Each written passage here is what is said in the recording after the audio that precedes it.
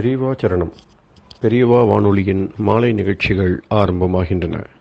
இன்றைய எமது நிகழ்ச்சிகள் நித்திய குரு பாதுகா பூஜா, ஸ்ரீ ரா கணபதி அவர்கள் எழுதிய புத்தகத்தின் ஒளிவடிவம், ஆன்மீக உரை, மகா பெரியவா மகிமை, உபன்யாசம். பெரியவா சரணம். பெரியவா சரணம். அடுத்த நிகழ்ச்சி நித்திய குரு பாதுகா பூஜை. शुक्लां भरदरं विष्णुं शशिवर्णं चतुर्भुजं प्रसन्नवदनं ध्यायेत् सर्वविघ्नोपशान्तये। ममोपात्त समस्त दुरितक्षयद्वारा श्री परमेश्वर प्रीत्यर्थं गुरुप्रसाद सिद्ध्यर्थं गुरुप्रीत्यर्थं गुरुपादपूजाम् अद्य करिष्ये। गुरुर्ब्रह्मा गुरुर्विष्णुर्गुरुर्देवो महेश्वरः गुरुः साक्षात् परब्रह्म तस्मै श्रीगुरवे नमः।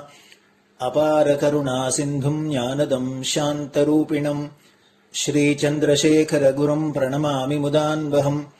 सदाशिवसमारम्भां शङ्कराचार्यमध्यमाम् अस्मदाचार्यपर्यन्तां वन्दे गुरुपरम्पराम्.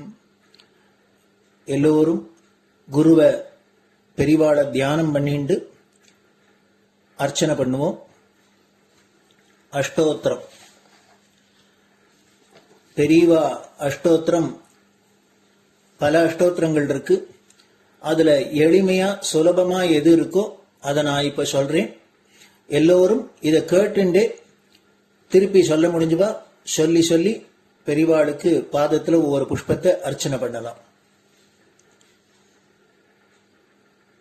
ओम श्री कांची कामकोटि पीठाधीश्वराय नमः.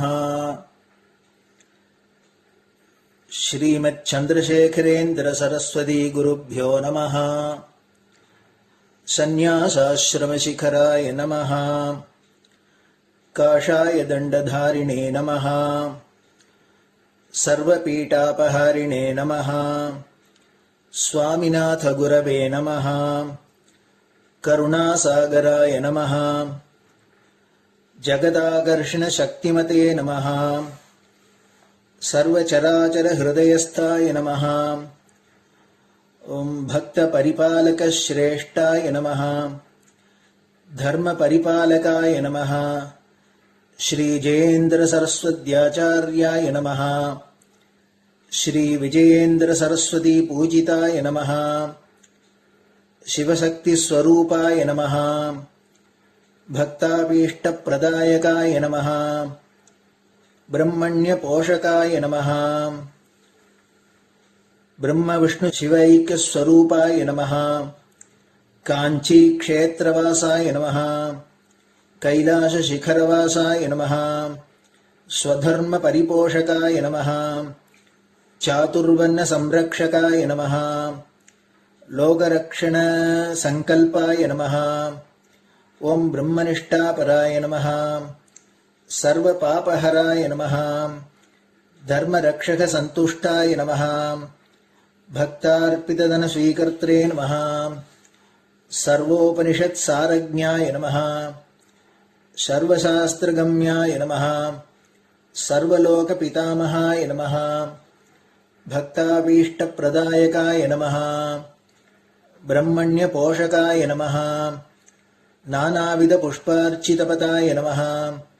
रुद्राक्ष क्रीडधारिणे नमः. भस्मोद्दोलित विग्रहाय नमः. सर्वज्ञाय नमः. सर्वचराचर व्यापकाय नमः. अनेक शिष्य परिपालकाय नमः. मनश्चाञ्चल्य निवर्तकाय नमः. अभयहस्ताय नमः. भयापहाय नमः. यज्ञपुरुषाय नमः. यज्ञानुष्ठान रुचिप्रदाय नमः. यज्ञसम्पन्नाय नमः. यज्ञसहायकाय नमः. यज्ञफलदाय नमः. यज्ञप्रियाय नमः. उपमानरहिताय नमः. स्फटिक तुलसी रुद्राक्ष हारधारिणे नमः. चातुर्वर्ण समदृष्टये नमः. ऋग्यजुस्साम अथर्वणादि चतुर्वेद संरक्षकाय नमः.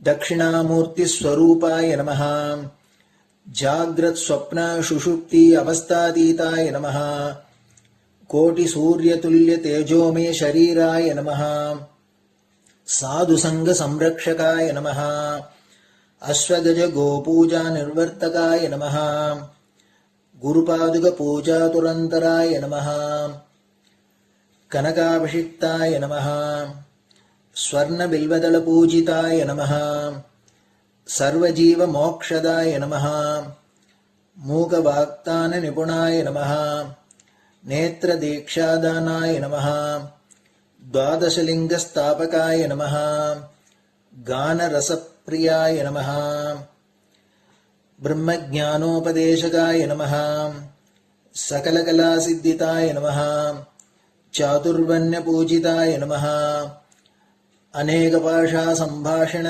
कोविताय नमः अष्टसिद्धिप्रदायकाय नमः ओम श्री शारदामठसुस्थिताय नमः नित्यान्नदानसुप्रीताय नमः प्रार्थनामात्रसुलभाय नमः पादयात्राप्रियाय नमः नानाविधमतपण्डिताय नमः श्रुतिस्मृतिपुराणज्ञाय नमः देवयक्षकिन्नरकिंपुरुषपूज्याय नमः श्रवणानन्दकरकीर्तये नमः दर्शनानन्दाय नमः अद्वैतानन्दभरिताय नमः अव्याजकरुणामूर्तये नमः शैव वैष्णवादिमान्याय नमः श्रीशङ्कराचार्याय नमः दण्डकमण्डलोहस्ताय नमः वीणामृदङ्गसकलवाद्यनाथस्वरूपाय नमः रामकथारसिकाय नमः वेदवेदाङ्ग आगमादिसकलकलासतस्प्रवर्तकाय नमः हृदयगुहाशयाय नमः शतरुद्रीयवर्णितस्वरूपाय नमः केदारेश्वरनाथाय नमः अविद्यानाशकाय नमः निष्कामकर्मोपदेशकाय नमः लघुभक्तिमार्गोपदेशकाय नमः लिङ्गस्वरूपाय नमः सालग्रामसूक्ष्मस्वरूपाय नमः कालड्यां शङ्करकीर्तिस्तम्भनिर्माणकर्त्रे नमः जितेन्द्रियाय नमः शरणागतवत्सलाय नमः श्रीशैलशिखरवासाय नमः डमरुकनादविनोदाय नमः वृषभारूढाय नमः दुर्मदनाशकाय नमः आभिचारिकदोषहर्त्रे नमः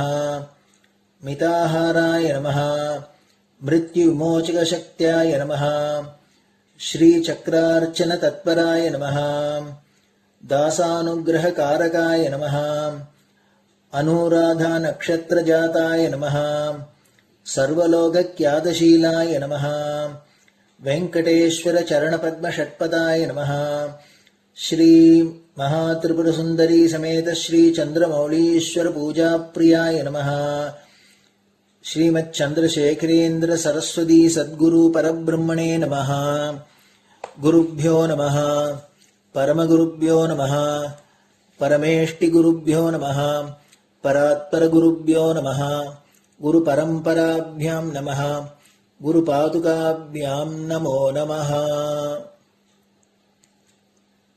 அடுத்தது ஊதுபத்தி இருந்தா அதை காமிச்சு தூபம், நெய் தீபம் இருந்தா காமிச்சு அதை நெய் தீபம் தீபம் காமிச்சுட்டு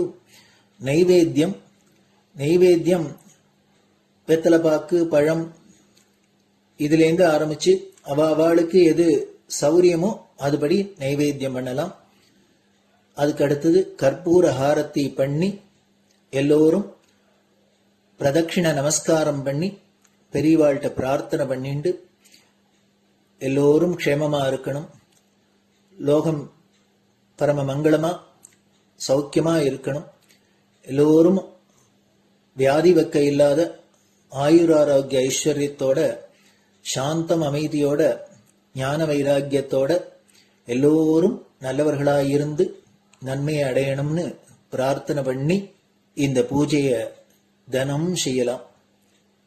குரு பிரம்மா குருர் விஷ்ணுர் குருர் தேவோ மகேஸ்வரः குரு சாட்சாத் பரபிரம்ம தஸ்மை ஸ்ரீ குரவே நமஹ.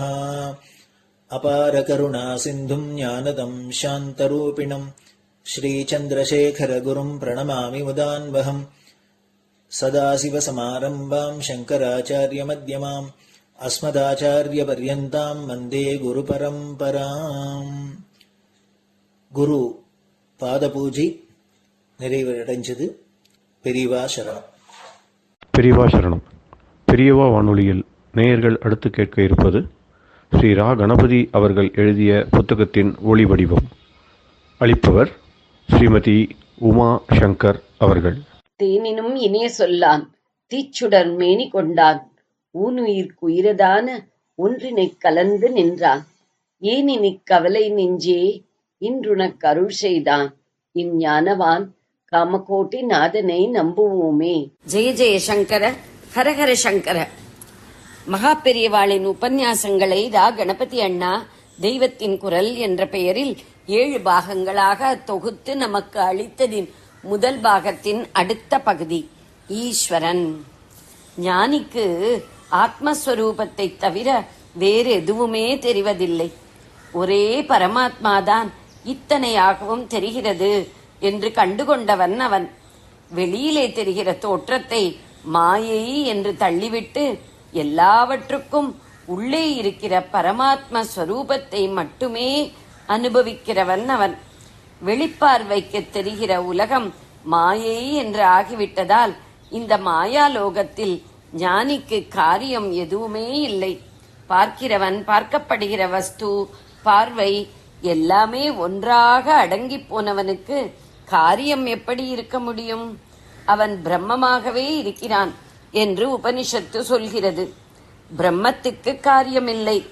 ஆனால் இந்த மாய உலகத்தில் அகப்பட்டு கொண்டு காரியங்களை செய்து வருகிறவர்கள் ஈஸ்வரன் என்று ஒருவனை பூஜை செய்து தங்கள் காரியங்களை நடத்தி தர வேண்டும் என்று பிரார்த்திக்கிறார்கள். நல்ல காரியங்களுக்காக நல்ல மனசோடு பிரார்த்தித்தால் ஈஸ்வரனும் அவற்றை நடத்தி தருகிறார். இதிலிருந்து ஈஸ்வரன் காரியமே இல்லாமல் இருப்பவர் அல்ல என்று தெரிகிறது.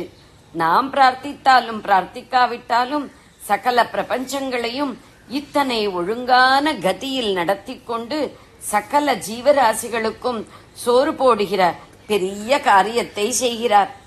காரியம் இல்லாத பிரம்மம் வேறு, காரியம் செய்கிற ஈஸ்வரன் வேறு என்பதா? இல்லை. ஞானியின் பிரம்மமேதான் லோக காரியங்களை நிர்வகிக்கிற ஈஸ்வரனாகவும் இருக்கிறது. சிவனின் தட்சிணாமூர்த்தி கோலம் பிரம்ம நிலையை காட்டுகிறது. அங்கே காரியமே இல்லை, ஒரே மௌனம்தான். அதே பரமசிவன் எத்தனை காரியங்களை செய்திருக்கிறார். சிதம்பரத்தில் ஒரே அடியாக கூத்தடிக்கிறார். தாருகாவனத்தில் பிக்ஷாடனனாக அலைந்து மோகிக்கச் செய்திருக்கிறார். தட்சயஜத்தில் சூரியனை பளீரென்று அடித்து பல்லை உதிர்த்திருக்கிறார். சுவாமி எப்போதும் உள்ளே அடங்கி பிரம்மமாக இருக்கிறார். வெளியிலே சகல காரியமும் செய்யும் ஈஸ்வரனாக இருக்கிறார். சாதாரண ஜனங்கள் ஏரியில் சம்சார அலைகளில் நீந்திக் கொண்டிருக்கிறார்கள். ஞானிகள் மறுபக்கம் வயலிலே நிற்கிறார்கள். நடுவில் ஏரிக்கரை. அது குறுக்கிடுவதால் ஞானிக்கு ஏரி தெரியாது. ஏரியில் இருக்கிற ஜனங்களுக்கு வயல் தெரியாது. சுவாமியோ இரண்டுக்கும் மத்தியில் இருக்கிற கரை மேல் இருக்கிறார். ஏரித்தடத்தில் நிற்கிற தடஸ்தன் அவர். அவருக்கு லோகமும் தெரியும், லோக திருஷ்டி நசித்து போன ஞானியின் நிலையும் தெரியும். ஏரியில் முழுகுகிறவனை தூக்கி போடு என்று வயலில் இருக்கிறவனை கூப்பிட்டு அவர் சொல்ல முடியும். எல்லாம் தாமே என்பதை சுவாமி அறிந்திருக்கிறார். ஆனாலும் அவரை வேறாக நினைத்திருக்கிற ஜீவர்களை அவரும் வேறு போல பார்த்து வேடிக்கையும் செய்வார். இதை பற்றி ஸ்ரீ நீலகண்ட தீட்சிதரின் சிவா லீலார்ணவத்தில் ஓர் அழகான ஸ்லோகம் உண்டு. அதன் தாத்பரியத்தை சொல்கிறேன். பரமேஸ்வரன் கூலியாளாக வந்து பிட்டுக்கு மண் சுமந்த கதை எல்லோருக்கும் தெரியும். அவர் உடைப்பு அடைத்து ஒழுங்காக வேலை செய்யாததைக் கண்டு பாண்டியராஜா அவரை பிரம்பால் அடித்தான். உடனே அந்த பிரம்படி பாண்டியன் உள்பட சகல ஜீவராசிகள் மீதும் விழுந்தது. இங்கே தாமே எல்லாமும் என்பதை அவர் காட்டிவிட்டார். இதை பார்த்து கவி கேட்கிறார், அது சரி, உன்னை தவிர வேறில்லை என்ற சிவாத்வைத்தம் பிரம்படி படுவதற்கு மட்டும்தானா? நீ மதுரமான பிட்டை வாங்கி வாங்கி தின்றாயே, அப்போது மட்டும் ஏன் எல்லா ஜீவராசிகளுக்கும் அதை உண்ட ஆனந்தம் இல்லை? அடிபடும் போது ஒன்று, ஆனந்தத்தின் போது வேறு வேறா? சுவாமி உள்ளே அடங்கிய பிரம்மமாகவும் வெளியே காரியம் செய்கிற ஈஸ்வரனாகவும் இருப்பதை இந்த ரசமான கேள்வி மூலம் தெரிந்து கொள்கிறோம். அவர் செய்கிற காரியங்களை 5ஆக சொல்வார்கள். பஞ்சகிருத்தியம் என்பார்கள். சிருஷ்டி, ஸ்திதி, சம்ஹாரம் என்ற 3 உங்களுக்கே தெரியும். இந்த 3ம் மாயாலோக விஷயம்தான். இப்படி மாயையால் மறைக்கிற காரியம் திரோதானம் எனப்படும். இந்த மாயையிலிருந்து விடுவிப்பதே அவன் செய்கிற மகா பெரிய காரியம். அனுக்கிரகம் என்று அதற்கே பேர். அத்வைத சித்தி நமக்கு ஏற்பட வேண்டும் என்றால் அதற்கு இந்த அனுக்கிரகமின்றி வேறு வழி இல்லை. இந்த அனுக்கிரகத்தை வேண்டி வேண்டி செய்கிற உபாசனைக்கே நம்மை அனுக்கிரகிக்க கூடிய கருணை படைத்தவர் அவர் என்று நம்பி அவரிடம் நெஞ்சுருகி அன்பு செலுத்துவதற்கே பக்தி என்று பெயர். ஜெய ஜெய சங்கர, ஹரஹர சங்கர. பெரியவா சரணம். இந்நிகழ்ச்சியின் அடுத்த பகுதி நாளை மாலை இதே நேரத்தில் ஒளிபரப்பாகும். பெரியவா சரணம். பெரியவா சரணம். பெரியவா வானொலியில் நேயர்கள் அடுத்து கேட்க இருப்பது திரு கவிக்கண்ணன் அவர்களின் ஆன்மீக உரை. பெரியவா சரணம். ராம் ராம். ஸ்ரீ குருப்யோ நம. ஜெய ஜெய சங்கர, ஹர ஹர சங்கர. பெரியவா வானொலி நேயர்கள் அனைவருக்கும், மகா பெரியவாவுடைய பக்தர்கள் அனைவருக்கும் அடியேன் கவிக்கண்ணனின் அன்பு கலந்த நல்வாழ்த்துக்கள். அடுத்த பாடல், இது 44வது பாடல். ஷாடும் தனிவேல் முருகன் சரணம், சூடும் தடி தந்தது சொல்லுமதோ, வீடும் சுரர் மாமுடி வேதமும் வெங்காடும் புனமும் கமழும் கழலே, வெங்காடும் புனமும் கமழும் கழலே. ஷாடும் தனி வேல் முருகன் சரணம், சுடும்படி தந்தது சொல்லுமதோ, வீடும் சுரர் மாமுடி வேதமும் வெங்காடும் புனமும் கமழும் கழலே. ஷாடும் தனிவேல் முருகன் சரணம். அந்த முருகனுடைய சரணம். எந்த முருகன்? ஷாடும் தனிவேல் முருகன்.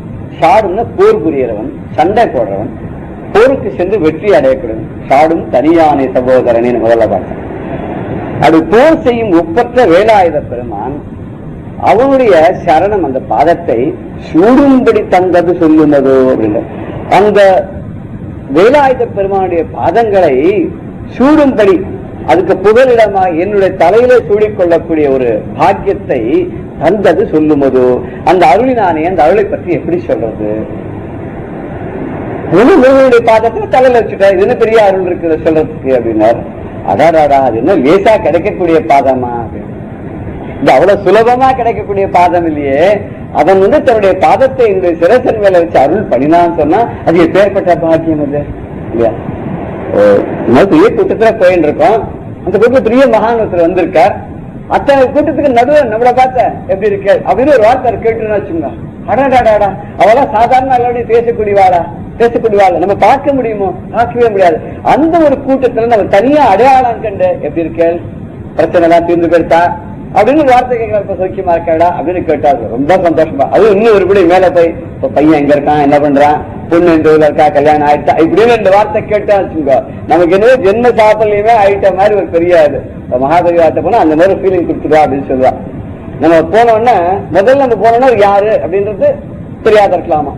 போனோம் நான் இன்னார் அப்படின்னா அவர் உங்க பூர்வக்கத்தை கேட்கிறார், உங்க வீட்டுல யாரு, உங்களுடைய ஆன்டிசிடன்ஸ் என்ன அப்படின்னு கேட்டு ஒருத்தர் பேர் அவரை லிங்க் பண்ணிட்டாருன்னா அதுல ஃபுல்லா எல்லாரும் கேட்பா, நீ அவளுக்கு அந்த ஊர் இந்த ஊர் நம்ம ஊருக்கு தான் அதுக்கு வந்திருக்கேன், இந்த ஆறுல தங்கியிருக்கேன் ஆரம்பிச்சு நம்ம எல்லா ரிலேஷனையும் சொல்லிட்டு கடைசி நம்ம கிட்ட நீ எப்படி இருக்க, அவங்க வந்து என்ன பண்றது, அவன் இதெல்லாம் கேட்கும்போது நமக்கு ஆனால் ஒரு கிடைக்க முடியாத ஒரு பாக்கியம் நமக்கு கிடைச்சா அந்த ஒரு சந்தோஷம் நமக்கு கிடைக்கிறது இல்லையா.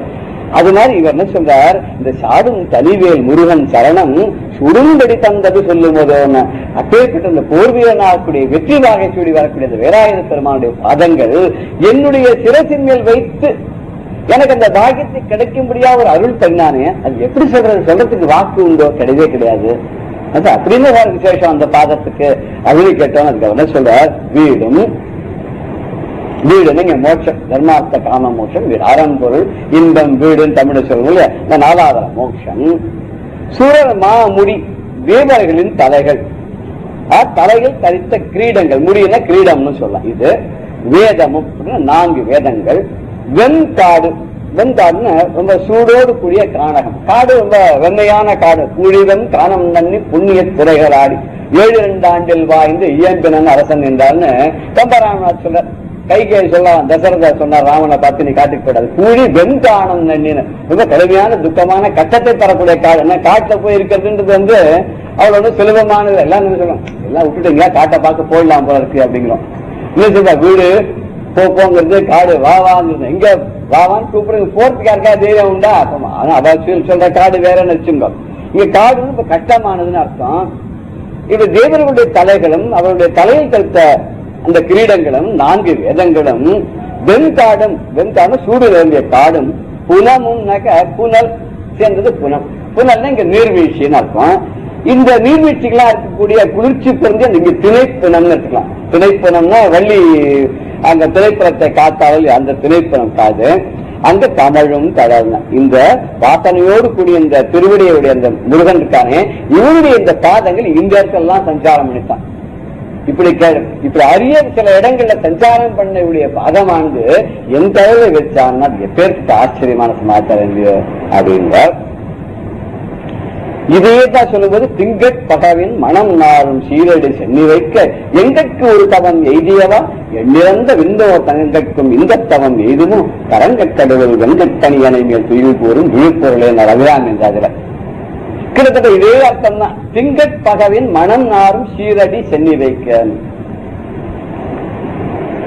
இந்த அம்பாளுடைய திருவடியில சந்திர கலையினுடைய வாசனை தெரியறதான். திங்கட் பகவுன்னா சந்திரனுடைய ஒரு கலை, அது எப்படி அந்த வாசனை பட்டுதுன்னா இந்த பரமேஸ்வரனே வந்து அவர் பாதத்துல பணிகிறாராம். இந்த பரமேஸ்வரனுடைய தலையில இந்த சந்திர கலை இருக்கு. இவர் இந்த அம்பாளுடைய பாதத்தை திருவடியை வந்து பணியறதுனால அப்ப சிரசு இந்த பாதத்துல பட்ட போது இந்த சந்திரக்கலை உரைச்சுதான். இந்த சந்திரக்கலை உரைச்சிட்டனால அதனுடைய வாசனை இந்த பாதத்துல வந்துதான். இந்த பாதத்தை அம்பாள் இவர் தலையில வச்சாராம், அபிராமி பட்டவருடைய தலையில வச்சு அனுகிரகம் பண்ணாராம். அனுகிரகம் பண்ணோன்னு எங்களுக்கு ஒரு தவம் எய்தியான் இப்ப பெரிய பாக்கியத்தை கொடுத்தா அந்த அம்மாள். இது வந்து எண்ணிறந்த விண்டோர்தங்கட்கும் இந்த தவம் எய்துமோ, எண்ணிறந்தா எண்ணில் அடங்காத கணக்கில் அடங்காத தேவர்கள் இருக்கால, அந்த தேவர்களுக்கு கூட இந்த ஒரு பாக்கியம் கிடைக்கவே கிடைக்காது. யார் அவர் தெரியுமா? தரங்கக் கடலுள் வெங்கட் பனி அணை மேல் துயில் கூறும் விழுப்பொருள். அந்த பார்க்கடல்ல பள்ளி கொண்டிருக்கானே ஆதிசேஷன் மேல, அந்த மகாவிஷ்ணு யாருமே இல்ல, இந்த அம்பாள் தான் அந்த சுரூபமா இருக்காங்க. இந்த பராசக்தியானவள் அந்த பார்க்கடல் மேல துயில் கொள்ளக்கூடிய அந்த அரவணை துயிலும் அந்த ஆறாவமுதன் இருக்கானே, அவன் யாரு இல்லை, இவளேதான். அப்பேற்பட்டவுடைய பாதமானது தேவர்களுக்கு கூட கிடைக்காது, அது எனக்கு கிடைச்சி என் தலைமையில வச்சாங்க. இன்னொரு சமயத்தோட சொல்றார், வாசக்கமலம் தலைமையில் வலிய வைத்து ஆண்டு கொண்ட நேசத்தை என் சொல்வேன். ஒரு ஆசைக்கடல் அகப்பட்டு திண்டாடி இருக்கும் போது அம்பாள் வலுவில வந்து அவருடைய பாதத்தை இவருடைய தலையில வச்சு அனுகிரகம் பண்ணாலாம், பாத தீட்சை கொடுத்தாலாம். இது அவராவே வந்து அவருடைய பாதத்தை தலையில வச்சாலே இந்த ஒரு பெரிய அனுகிரகத்தை என்ன சொல்றது, யார்கிட்ட போய் சொல்றது, எப்படி சொல்றது? இந்த நேசத்தை என் சொல்வேன். அங்க அனுகிரகம்னார், இங்க வந்து அன்புனர். அம்மாக்கு மேல அவ்வளவு அன்பு, அதாவது அவருடைய பாதத்துக்கு வந்து என் தலையில வச்சா, அந்த தலையில வச்சதுனால என்ன ஆச்சுன்னா அந்த பாத ரேகையோட முடி மேல பட்டுதான். அம்பாவுடைய பாதத்தில் இருக்கக்கூடிய ரேகையான தலையில பட்டதுனால இது ஒரு ரக்ஷா மாதிரி ஆயிடுச்சு, காப்பாற்றத்துக்கு உள்ள ஒரு பாதுகாப்பா. க்ஷேமம், க்ஷேமம் திருவடியினர், அதாவது எனக்கு பாதுகாப்பான உன்னுடைய பாதங்கள் அப்படின்னு சொல்லி இன்னொரு பாடல் வருது இல்லையா? இதான் சொல்றார். இது மாதிரி 7 இடத்த சொல்லி இங்கெல்லாம் இருக்கக்கூடிய பாதம் என்னுடைய தலைமையில வந்ததுன்றார். அதே அபிராமி பட்டரும் இந்த அம்பாவுடைய பாதங்கள் எங்கெங்கெல்லாம் இருக்குன்னு சொல்லிட்டு இதை விட வசதியா என்னுடைய தலைன்னு ஒரு இடத்த கேட்கிறார். அவர் என்ன கேட்கிறார் பாருங்க, தனி மாமலர் பாதம் வைக்க ஒரு குளுமையான மலர் போன்ற உங்களுடைய திருவடிகளை வைப்பதற்கு மாலினும் தேவர் வணங்க நின்றோம். மாலினும் அந்த அந்த மகாவிஷ்ணு அம்பாளை கேட்டுதான் எல்லாம் விரிஞ்சி சஞ்சியன் சொல்லும்போது ஒருத்தரும் 3 பேர் என்ன பண்றாங்கன்னா இவர்கிட்ட கேட்டுதான் எல்லாம் பண்றார். பிரம்மா படைக்கிறது இவர் பாதத்துள்ளி எடுத்துக்கிறார். மகாவிஷ்ணு உலகத்தெல்லாம் காப்பாற்றி இவர்கிட்ட வந்து பார்த்துட்டு போறார். பரமேஸ்வரன் உலகத்தை அழிக்கணும்னா அவர்கிட்ட தான் வந்து அவருடைய பாதத்துள்ளி தான் நெத்தியில பூசி இப்படி எல்லாம் ஒருத்தர் சொல்றாரு இல்லையா. அதெல்லாம் அப்படி திருமாலை இவரை வணங்குறார். இந்த திருமாலுடைய சிரத்தை காட்டிலும் தேவர்கள் வணங்க நின்றோன் கொன்றைவார் கடையின் மேலும் தேவர்கள் எல்லாரும் காத்திருந்து வணங்குறான் இந்த பரமேஸ்வரனை. அவன் கொன்றை சூடிக் கொண்டிருக்கிறான். அவனுடைய சடைமுடி இது ஒண்ணு இருக்கு, 2வது ஐட்டம் இருக்கு. இது தவிர கீழ் நின்று வேதங்கள் பாடும் மெய்ப்பீடம். அம்பா உட்கார்ந்து பீடத்துக்கு 4 கால்கள். இந்த 4 கால்களும் வேதமாவே இருக்கு.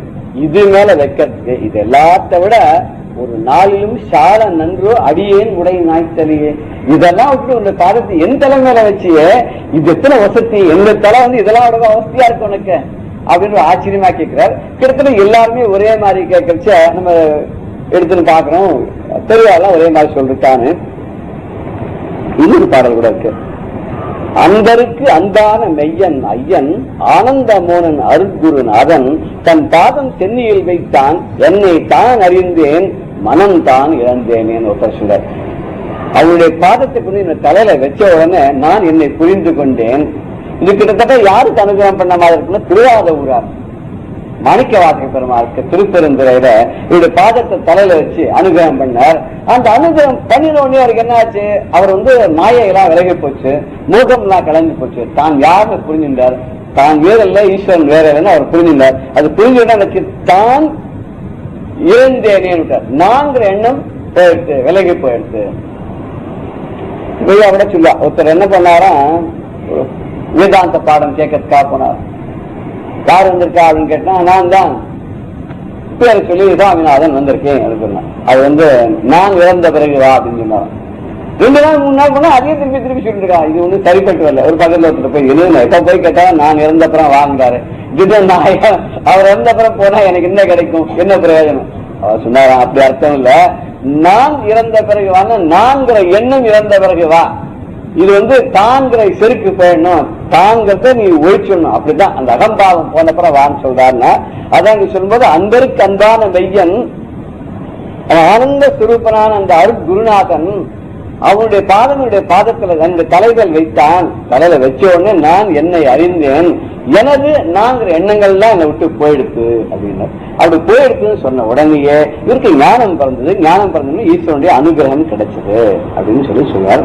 இங்க கமழும் கடல் அப்படின்னு சொன்னா வாசனையோட கூடிய அந்த திருவடின்னு அர்த்தம். ஏன்னா திருவடி எல்லாரும் பூக்கள் எல்லாம் போட்டு அர்த்தம் எல்லாம் பண்றான், அதனால ரொம்ப வாசனையா இருக்குன்னா. வீடு அப்படின்னு சொல்றது அவனுடைய பாதங்களே வீடு, சரணம். அவனுடைய திருவடி சரணம்னு அடைஞ்சிட்டோம்னு சொன்னா அந்த மோட்ச சாம்ராஜ்யத்தை கிடைச்சுடுறது, அதை கொடுத்துடுறான், அதுதான் வீடு. சுரர் முடின்னு சொல்றதா இங்க வந்து தேவருடைய சிரசு அப்படின்னு எடுத்துக்கலாம், அவருடைய கிரீடங்கள் அப்படின்னு எடுத்துக்கலாம். வெண்காடுன்ற காடு அப்படின்னு சொல்லுவோம். இந்த காட்டை பத்தி ஒரு சின்ன கதை சொல்றா. திருவாரூர்ல இருந்து வீதி விடங்க பெருமான அங்க சாமியை சேவிச்சுட்டு முருகன் வழியா அவருடைய கூட்டத்தோட கணங்களோட பேர்ந்துக்காரன், விபத்து பேர்ந்துக்காரன். அப்படி போகும்போது ரொம்ப வெப்பம் ஜாஸ்தியா போச்சு அந்த காட்டுல. அவருடைய படைகள்லாம் ரொம்ப கஷ்டப்பட்டுதான், பாலைவனத்துல போற மாதிரி தான். அப்ப வெப்பம் தாழாது எல்லாரும் ரொம்ப கஷ்டப்பட்டு ரொம்ப துக்கம் தாங்காது போய் முறையிட்டாலும் என்ன பண்றதுன்னா, அப்ப அவர் என்ன பண்ணாங்க, வேலாயுதத்தை அந்த பூமியில குத்தி அங்க வந்து தண்ணி வர வச்சு எல்லாரையும் காப்பாத்தி இந்த பாலைவனத்தையும் ஒரு சோலைவனமா மாத்தி கொடுத்தாராம். அதாவது வெப்பத்தை தனித்த பெருமான்னு சொல்லி முருகனுக்கு பேர் உண்டு. அதனால வெண்காடு அப்படின்னா அது அந்த வெண்காட்டுல இவன் பாதம் பட்டுதான். அந்த வெண்காடு வெம்மையான சூடான அந்த காட்டில் கூட இவருடைய பாதம் பட்டது. இந்த பாதம் பட்ட உடனே இவருடைய அனுகிரகத்தினால அங்கேயும் ஒரு குளிர்ச்சியான அந்த பாலைவனம் ஒரு சோலைவனமாக மாறிச்சு அப்படின்னு சொல்லும்போது ஒரு சின்ன கதையை சொல்றான். இவருடைய வேதங்களையும் தேவருடைய திருமுடியிலும் காத்திலையும் திணைப்புணத்திலையும் இவருடைய ஸ்பர்சத்தினால எல்லாத்துக்கும் பாவனமாச்சு. அது மாதிரி அடியாளுடைய தலையிலையும் இவருடைய பாதம் பட்டு அவளுக்கு நல்ல ஒரு சாயுஜ்யமான பதவி கிடைச்சது. அப்பேற்பட்ட ஒரு முருகப்பெருமானுடைய திருவடியை பற்றி வசதியாக நீங்க சொல்றார். இந்த திருவடியினாலே அருள் பெற்றவர்கள் 3 பேர். ஒருத்தர் வந்து அபிராமி பட்டர், அவருக்கு அம்பாள் வந்து தலையில சிரஸ்ல வந்து இவருடைய பாதத்தை வச்சு அனுகிரகம் பண்ணார். அருணகிரிநாதருக்கு முருகன் அனுகிரகம் பண்ணார். மாணிக்க வாசகருக்கு வந்து பரமேஸ்வரன் பண்ணார். இதை பார்க்கும்போது பரமேஸ்வரன், பார்வதி, முருகன் வேற 3 பேர் இந்த ராமாயண ஒருத்தரும் யாரோ ஒருத்தருக்கு அனுகிரகம் பண்ணிருக்கா. 3 ரூபத்துல வந்து 3 பேரும் பண்ணிருக்கான்னு பார்க்க இது அவள யார நம்ம வந்து நினைச்சிட்டு நம்ம மனசுல தெளிச்சாலும் நமக்கும் அவருடைய பாதமான சிரசில பட்டு அந்த அனுகிரகத்தினால நம்முடைய தீவினைகள் எல்லாம் விலகி நாம நல்ல நிலைக்கு போவோம். ரொம்ப அழகா இருக்கிறது. இந்த முருகனை வந்து கூப்பிடணும். அப்படி கூப்பிட்டா தான் வருவான். வந்தா தான் பாதம் தலைமையாக வரும் இல்லையா? அதுக்கு நம்ம அழைக்கணும். எப்படி அழைக்கணும் அப்படின்றதுக்கு ஒரு பாடல் ஒன்று பார்க்கலாம். அபிராமியந்தாஜில கூட இதுக்கு ஒரு அழகான ஒரு இடம் கிடைக்கிறது. என்னன்னு கேட்டாக்கா, வீணே வலிகவ தெய்வங்கள் பால் சென்று மிக்க அன்பு கூடேன், உனக்கு அன்பு பூண்டு கொண்டேன், நின் புகழ்ச்சி என்று தேனேன், ஒருபொழுதும் திருவேணி பிரகாசமின்றி காணேன், இரு நிலமும் திசை 4 வேகமிருமேங்கிற. இது வந்து ஒரு ஒன்னத்தோட யாருக்கும் நான் போக மாட்டேன். ஏன்னா ஒரு தெய்வங்களும் என்னென்னலாம் பலியெல்லாம் வாங்குறது இல்லையா? அப்படிலாம் வேண்டாம். எனக்கு அந்த மாதிரி தெய்வங்கள்லாம் வேண்டாம். நான் எப்பொழுது உனக்கு அன்பை சேர்த்து கொண்டு உன்னையே ஸ்தோத்திரம் பண்ணிக்கொண்டு உன்னுடைய திருவேணி பிரகாசத்தையே கண்டு கொண்டு இந்த இரு நிலம்னா ஆகாசம், பூமி, 4 திசைகள், இது எல்லா இடத்துலயும் உன்னத்தோட எதையும் பார்க்க மாட்டேன் அப்படின்னு சொல்றார். அது ஒரு சின்ன ஒரு பாடல் ஒன்று நம்ம பார்க்கலாம். அதே அர்த்தத்தை வர மாதிரி பாடலாம். கந்தா முருகா குமரா என்றே கங்கை மைந்தனை பாடி நீ பழகு, கந்தா முருகா குமரா என்றே கங்கை மைந்தனை பாடி நீ பழகு, கந்தா முருகா. கந்தா முருகா குமரா அப்படின்னு சொல்லி இந்த கங்கை மைந்தன், கங்கையில பிறந்தவன இல்லையா, கங்கை மைந்தன் இவரை பாடி பழகணும்னா, சிந்தையில் அவன் பதம் சீருடல் வைத்து நித்தமும் மயிலையும் வேலையும் துதித்து, கந்தா முருகா குமரா என்று இந்த மனத்துக்குள்ள அவனுடைய பாதத்தை அழகாக சீருட வைத்து போற்றி தினமும் அந்த மயிலையும் வேலையும் துதி பாடி இந்த கந்தா முருகான்னு சொல்லணும் அப்படிங்கிறார். ஏன் சொல்லணும் அப்படின்றதுக்கு காரணம் சொல்றார். இளமை என்றும் நிலைத்ததும் இல்லை, வடமை குறைந்தால் வருவதோ சொல்லை. இந்த இளமை இருக்க என்னைக்கு இருக்காது, இப்படியே இருக்கும். அப்படி முதிர்ச்சி ஆகிட்டே இருக்கும், வயசு போயிட்டே இருக்கும். ஆண்டொன்று போனால் வயதொன்று போகும் சொல்ற. வயசு ஆக நமக்கே நாம தானா அப்படின்னு தோணும். ஒரு 10 வருஷத்துக்கு முன்னாடி ஒரு போட்டோ கையில வச்சுன்னு இப்ப இருக்கிறதையும் பார்த்தோம்னா நமக்கு ஆச்சரியம், அடையப்பா இவ்வளவு சேஞ்சஸ் எப்படி வந்ததுங்கிறோம். மாறிண்டே இருக்கு, முதிர்ச்சி எப்படியே கொண்டு போயிட்டே இருக்கு. ஆனா இளமைங்கிறது சாஸ்வதமே கிடையாது. ஆச்சாரிய சொல்றார், மாகுரு யௌவன ஜன கர்வம். அதாவது நமக்கு ஜனங்கள் கூட்டங்கள் நிறைய ஆள் இருக்கா, பணம் நிறைய இருக்கு, எவ்வளமா இருக்கு, இந்த கர்வமே வேண்டாம். ஏன்னா அரசி நிமிஷா கால இது எல்லாத்தையும் இந்த காலம் ஒரு நாள் தூக்கின்னு போயிடுவான்.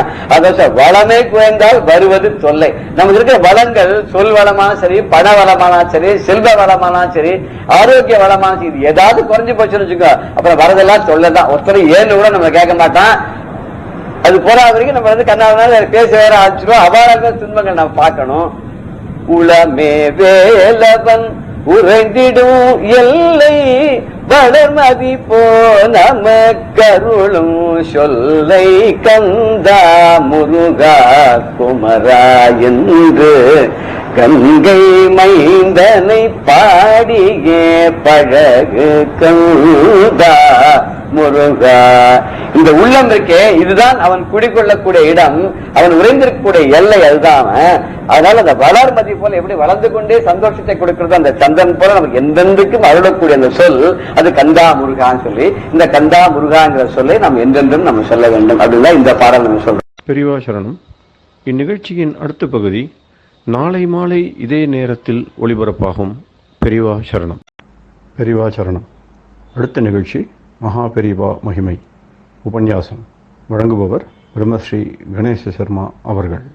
1917 வருஷம் இந்த கல்லூரி மாணவர்கள், ஸ்கூல்ல காலேஜில் படிக்கிற குழந்தைகளுக்கெல்லாம் என்ன ஆச்சு, ஒரு காலகட்டத்தில் இப்படி என்ன பண்ணான்னா, நம்ம மதத்துக்கும் படிப்புக்கு சம்பந்தம் இல்லாதையே அப்படி பண்ணி பண்ணி பண்ணி பண்ணி மதத்துல உள்ள விஷயங்கள், அதுல சொன்ன சாஸ்திரங்கள்ல சொன்ன விஷயங்கள்லாம் குழந்தைகளுக்கெல்லாம் தெரியாதனாலேயே ஒரு மத நம்பிக்கை அனுஷ்டானம் இல்லாதெல்லாம் குறைஞ்சின்னு வரத்தை பார்த்துட்டு இதுக்கு ஏதான ஒரு வழி பண்ணணும் அப்படிங்கிற ஒரு தாபத்துல பெரியவா ஒரு எஸ்ஏ போட்டி ஒண்ணு வச்சா. இங்கிலீஷ்ல கட்டுரை எழுதுற போட்டி ஒண்ணு அனௌன்ஸ் பண்ணினா.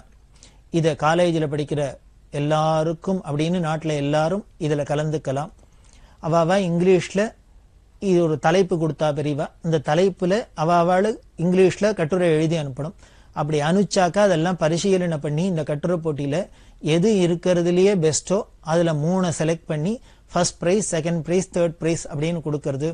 அதுக்கு பணம் முதலான பிரைஸ் எல்லாம் பெரியவா தீர்மானம் பண்ணியிருந்தா. அப்படி பண்ணினத்த அந்த கட்டுரைக்கு என்ன தலைப்பு அப்படின்னா, காலத்தின் மாறுபாடுகளை அனுசரிச்சு சனாதன தர்மத்தை காப்பாற்றும் முறைய எவ்விதம் நிர்ணயிக்கலாம். இதுதான் தலைப்பு. அதாவது காலத்தோட மாறுபாட்டை அனுசரிச்சு நம்ம சனாதன தர்மத்தை காப்பாத்துறதுக்கு எந்தெந்த முறையை பின்பற்றலாம் அப்படின்னு இந்த ஸ்கூல்ல படிக்கிற குழந்தைகள், காலேஜில் படிக்கிற குழந்தைகளே தீர்மானம் பண்ணி சொல்லிட்டோம். அவளுக்கு என்னென்ன ஐடியா தோன்றதோ அதை கட்டுரையா எழுதி அனுப்பட்டும் அப்படின்னு. இப்படி அனுப்ப நாட்டில் பல இடங்கள்லேருந்தும் எல்லா மாணவர்களும் பல பேர் ரொம்ப ஆர்வத்தோட இதுல கலந்துண்டா. அப்படி கலந்துண்டு வர பல கட்டுரைகள்லாம் ரொம்ப அபூர்வமா இருந்தது. அதுல 3 பிரைஸ் கிடைச்சது, கொடுக்கப்பட்டது. அதுல ஃபர்ஸ்ட் பிரைஸ் வாங்கினவர் VR ராமச்சந்திர தீக்ஷிதர் அப்படிங்கிற மாணவர். இவர் தான் பிற்காலத்துல மெட்ராஸ் யூனிவர்சிட்டியில பெரிய ப்ரொஃபஸரா இருந்தார். இப்படி மாணவர்களுக்கெல்லாம் ஒரு மதத்துல ஈடுபாடு வரணும், அவளுக்கும் ஒரு ஆர்வம் வரணும் அப்படிங்கிறதுக்காக ஒரு கட்டுரை போட்டியெல்லாம் வச்சு 1917 வருஷமே ஆரம்பிச்சாச்சு பெரியவா தன்னோட காரியத்தை. அப்படி இருந்த பெரியவா சதாவதானி, அஷ்டாவதானி அப்படின்லாம் சொல்ற வழக்கம் உண்டு.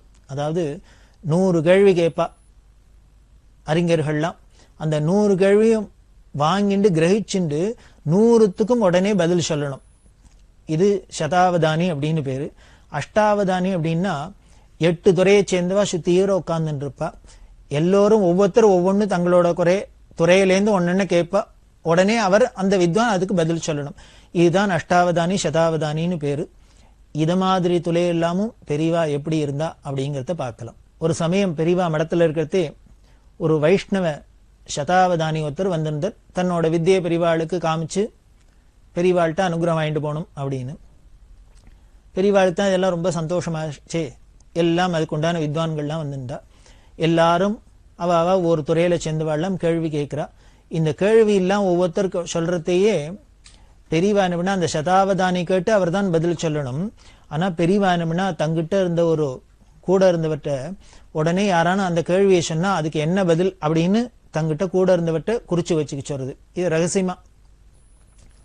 இப்படி 100 கேள்வியும் கேட்கப்பட்டது. 100 கேள்விக்கும் பெரியவா தானே ரகசியமா பதில் சொல்லி தங்கிட்ட இருந்த ஒரு பாரிஷதத்தை குறிச்சு வச்சுக்க சொன்னா.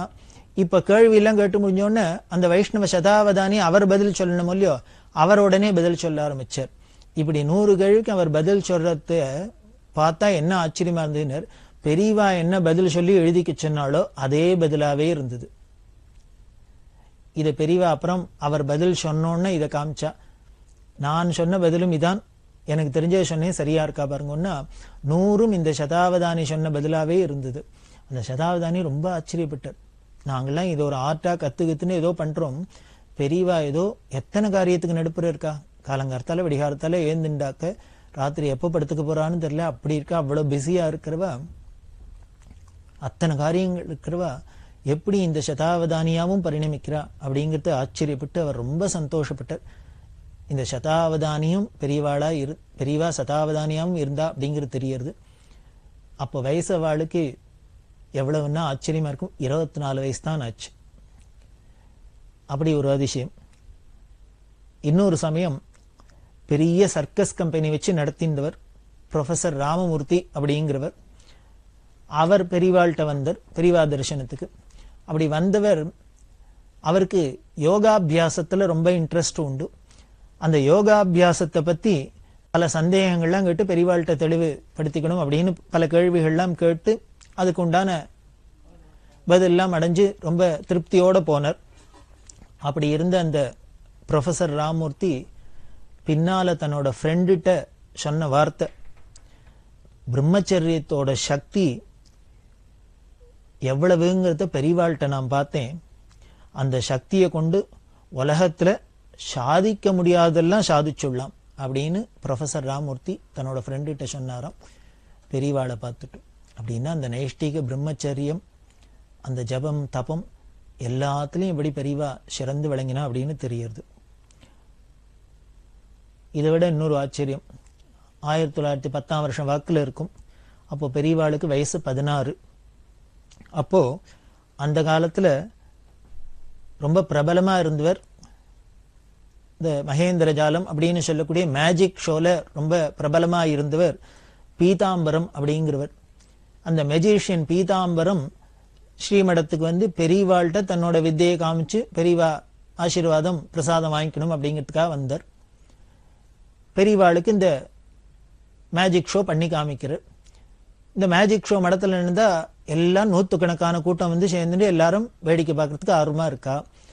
அப்போ பெரியவாள்கிட்ட பக்கத்துல ஒரு 6 வயசு குழந்தை, அந்த குழந்தையும் பார்க்க வந்தது. இந்த குழந்தை யாரு அப்படின்னா பெரியவாளோட பூர்வாசிரம தம்பி சதாசிவ சாஸ்திரி அப்படின்னு பேரு. பிற்காலத்துல சிவன் சார் அப்படின்னு சொல்லுவா. அவரும் பெரிய ஞானி யோகீஸ்வரர். இது பெரியவாளே சொன்னது, பிறவியிலே ஞானி என் தம்பி அப்படின்னு. சர்வஜனான யோகீஸ்வரான பெரியவாளுக்கு தம்பியா பிறந்தவா எப்படி இருப்பா, அப்படிதான் அவரும் ஞானியா இருந்தார். இந்த 6 வயசு தம்பி குழந்தை சிவனும் பார்த்துட்டு இருக்கு, சங்கராச்சாரியர்னு 16 வயசு பெரியவாளும் பார்த்துட்டு இருக்கா. நூற்றுக்கணக்கான பேர் இந்த பீதாம்பரத்தோட மேஜிக் ஷோவை பார்த்துட்டு இருக்கா. அப்ப என்ன பண்ணார் அவர், பல வித்தைகள்லாம் காமிச்சுன்னு வரத்து திடீர்னு தங்கிட்ட இருந்த இந்த கர்ச்சி கைக்குட்டையை அப்படி எடுத்தார், உதறி இப்படி தூக்கி போட்டாரோ இல்லையோ, அது என்ன ஆச்சுன்னா பெரிய பாம்பா படம் எடுத்துன்னு ஷீரிண்டு பாஞ்சின்னு வந்தது. இந்த கைக்குட்டையை தூக்கி அப்படி விட்டு எரிஞ்சோன்னு தூக்கி எரிஞ்சோன்னு அது பாம்பா படம் எடுத்துன்னு பெரிய பாம்பா ஷீரிண்டு வரத்தை பார்த்தோன்னு அங்க வேடிக்கை பார்த்து இந்த அத்தனை பேரும் அலறி புடைச்சுண்டு பயந்துன்னு ஒடியே போயிட்டா. இப்படி அத்தனை பேரும் ஓட உட்காண்டது 2 பேர் தான். யாருன்னா இந்த 16 வயசு சுவாமிநாதன்கிற சந்திரசேகரேந்திர சரஸ்வதியும் 6 வயசு சதாசிவமும். இது 2 மட்டும் இருந்த இடத்தை விட்டு அசையல்ல. எதனால எப்படி அப்படின்னு வேற ஒண்ணும் இல்லை. மற்றவாளுக்கெல்லாம் இது மேஜிக் தான் வித்தைதான்னு பார்த்துட்டு காத்த நேரம் தெரிஞ்சா கூட என்ன ஆயிடுறது, இந்த பாம்பு அப்படின்னு எதையானு பார்த்தோன்னு உடனே பயம் வந்துடுது, பீதி வந்துடுது. அப்போ இது வெறும் மாயதான வித்தை தானே அப்படிங்கிறதுலாம் இல்லாத உசுருக்கு பயந்துன்னு ஓடினா தேவையில்லைன்னு ஓடுறது. ஆனா இது 2 ஞானியா இருந்ததுனால ஞானிக்கு ஏது மாய, அங்க போய் மாயதானு ஞானிக்கு முன்னால கைவரிசையை காமிக்க முடியுமா, இல்ல அதனால ஞானிக்கு தான் மயக்கம் உண்டா, பயம் உண்டா, பீதி உண்டா, ஒன்றும் கிடையாது அப்படின்னு தெரியுது. இப்படி மெஜிஷியன் வந்து பெரியவாள்கிட்ட காமிக்கிறார். 1917 பல பேர் வந்து பல பிரமுகர்கள்லாம் வந்து பெரியவாளை தரிசனம் பண்ணினா, பல வித்வான்கள்லாம் தரிசனம் பண்ணா அப்படின்லாம் பார்த்தோம். தர்பங்கா அப்படிங்கிற இடத்துல வடதேசத்திலேருந்து உள்ள மகாராஜா, இந்த தர்பங்கா மகாராஜா தட்சிண தேசத்துல யாத்திரையா வந்தவர். பெரியவாளோட பெருமையை கேள்விப்பட்டு கும்பகோணம் மடத்துல வந்து பெரியவாளை தரிசனம் பண்ணார். 3 நாள் கும்பகோணம் மடத்துல தங்கி பெரியவாளை தரிசனம் பண்ணி பல விஷயங்கள்லாம் பேசினார். அப்படி இருந்தவர் பெரியவாள்கிட்ட பிரார்த்தனை பண்ணினார், இப்பேற்பட்ட பெரியவா எங்க வடதேசத்துக்கெல்லாமும் யாத்திரை பண்ணி எங்களுக்கெல்லாமும் தரிசனம் கொடுத்து அந்த ஜனங்களுக்கெல்லாமும் அனுகிரகம் பண்ணும் அப்படின்னு பிரார்த்தனை பண்ண பெரியவா அவர்கிட்ட சந்தோஷமா வரேன்னு சொல்லியிருந்தா. அதுக்கப்புறம் 1919 காசி யாத்திரை பண்றதுக்கு இந்த தர்பங்க ராஜாவோட பிரார்த்தனையும் ஒரு காரணம் அப்படின்னு சொல்லலாம். சங்கீதத்தை சேர்ந்த பல வித்வான்கள்லாம் பெரியவாள்கிட்ட வந்து அளவலாவி இருக்கா. தியாக பிரம்மத்தோட சிஷ்ய பரம்பரையில வந்தவர் மகா வைத்தியநாத சிவனோட சிஷ்யர் உமையாள்புரம் சுவாமிநாதையர் அப்படிங்கிறவர். வயலின்ல பெரிய மகாமேத திருக்கோடிக்காவல் கிருஷ்ணய்யர் அப்படிங்கிறவர். மாயவரத்துல பெரிய வேண வித்வான் வைத்தியநாதையர் அப்படிங்கிறவர்.